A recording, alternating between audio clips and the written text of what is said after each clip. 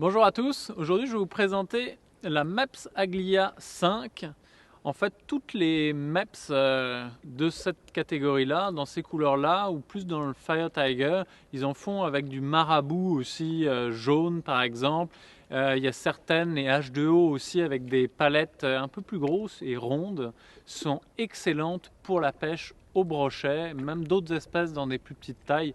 Mais c'est un leurre qui peut paraître, comme je vous l'avais déjà mentionné une fois, un peu archaïque, mais qui reste encore un des plus efficaces pour capturer des gros brochets.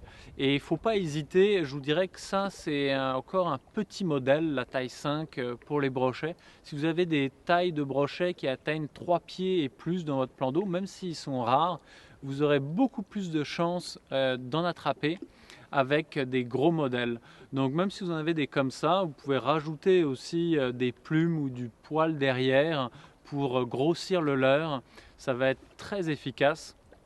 Donc essayez ça au fond des baies à la limite des herbiers.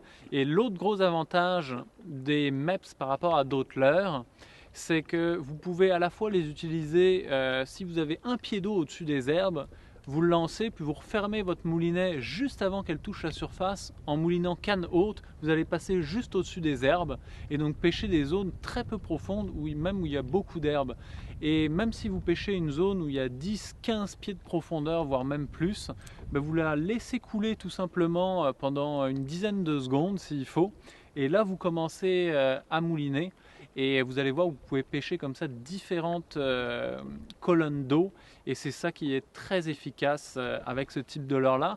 Et dernier petit conseil avec les cuillères, ramenez-les jamais linéairement, donc c'est-à-dire accélérer régulièrement des tours de moulinet plus rapides, plus lents, plus rapides, plus lents, et les variations déclenchent des attaques. Vous allez voir que si vous faites tout le temps à la même vitesse, puis qu'à un moment donné vous faites une variation, en commençant à réaccélérer, ça va pas être long qu'ils vont attaquer à ce moment-là. Bonne pêche à tous!